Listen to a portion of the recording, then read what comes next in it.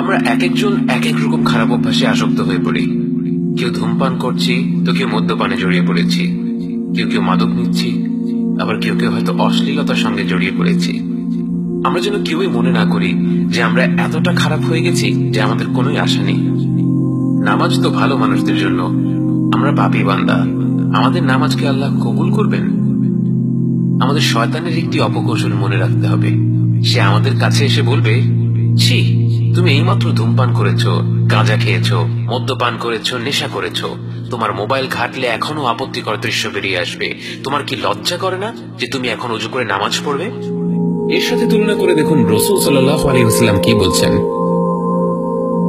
আতবা' আস-সাইয়্যাত আল-হাসানাহ তামহুহা।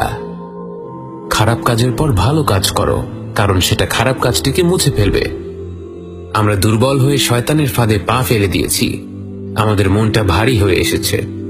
তখনই আমাদের ঘুরে দাঁড়ানোর উত্তম সময়। তখনই আমাদের বলা উচিত, শয়তান আমাকে একবার হারিয়ে দিয়েছে তো কি হয়েছে, আমি শয়তানকে 3 বার হারিয়ে দেব। প্রথমে আমি গিয়ে অজু করব, কারণ অজু করলে পাপ ঝরে পড়ে।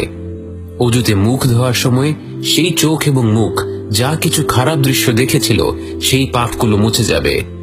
হাত ধোয়ার সময় সেই হাত যেই খারাপ কাজের দিকে বাড়ানো হয়েছিল সেই পাপগুলো মুছে যাবে। অজু করার সময় অন্তরে বিশ্বাস রাখতে হবে, মনে মনে কল্পনা করতে হবে আমরা শারীরিকভাবে আমাদের যেই যেই অঙ্গ ধুচ্ছি সেই সেই অঙ্গ থেকে পাপগুলো ঝরে পড়ে যাচ্ছে, আমরা পবিত্র হয়ে যাচ্ছি। দ্বিতীয়বার আমরা শয়তানকে হারাবো নামাজে দাঁড়িয়ে, কারণ রাসূল সাল্লাল্লাহু আলাইহি ওয়াসাল্লাম বলেন, যেই ব্যক্তি সুন্দরভাবে অজু করে মন দিয়ে 2 রাকাত নামাজ পড়বে এবং আল্লাহর কাছে ক্ষমা চাইবে, আল্লাহ তাকে ক্ষমা করে দিবেন। এবং তৃতীয়বার আমরা শয়তানকে হারাবো আরো ভালো কোনো কাজ করে, হয়তো কোরআনের কিছু আয়াত পড়ে বা সাদাকা করে, যেন শয়তান ভবিষ্যতে আমাদেরকে ফাঁদে ফেলার আগে 2 বার চিন্তা করে, একে দিয়ে খারাপ কাজ করালে তো এ আরো পাল্টা 3 গুণ ভালো কাজ করে ফেলবে। ভেবে দেখুন, যারা পাপ কাজে লিপ্ত হয় তারাই যদি আল্লাহর কাছে ক্ষমা না চায়, তাহলে ক্ষমা চাইবে কে? যদি আল্লাহ শুধু তার নিষ্পাপ বান্দাদেরই ভালোবাসতেন, তাহলে কি তিনি ফেরেশতা সৃষ্টি করার পর আর মানুষকে সৃষ্টি করতেন? ভেবে দেখুন, আমরা যখন আল্লাহর সামনে তাকে অমান্য করছি, তারপর যখন আমাদের খারাপ লাগছে, সেই খারাপ লাগার অনুভূতিটা কোত্থেকে আসলো? বাস্তবে এটা আল্লাহর তরফ থেকে একটি উপহার, তার কাছে ফিরে যাওয়ার একটি আমন্ত্রণ।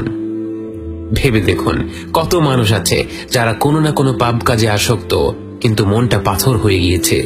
সেখানে কোনো অনুশোচনা বোধ কাজ করে না, কোনো হাহাকার জন্মায় না।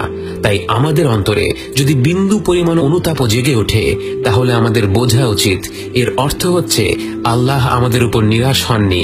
আল্লাহ আমাদের ক্ষমা করার জন্য এখনো আমাদের দিকে চেয়ে আছেন। তিনি শুধুমাত্র একটি সুযোগ খুঁজছেন, একটি কারণ খুঁজছেন আমাদের ক্ষমা করে দেওয়ার। আমরা শুধু একটি ধাপ এগিয়ে গেলেই যেন রহমত আর মাগফিরাতের ঝর্ণা আমাদের ভাসিয়ে দিবে। প্রশ্ন হলো, আমরা কি সেই একটি ধাপ নেব? আমরা কি আল্লাহর আমন্ত্রণে সাড়া দেব?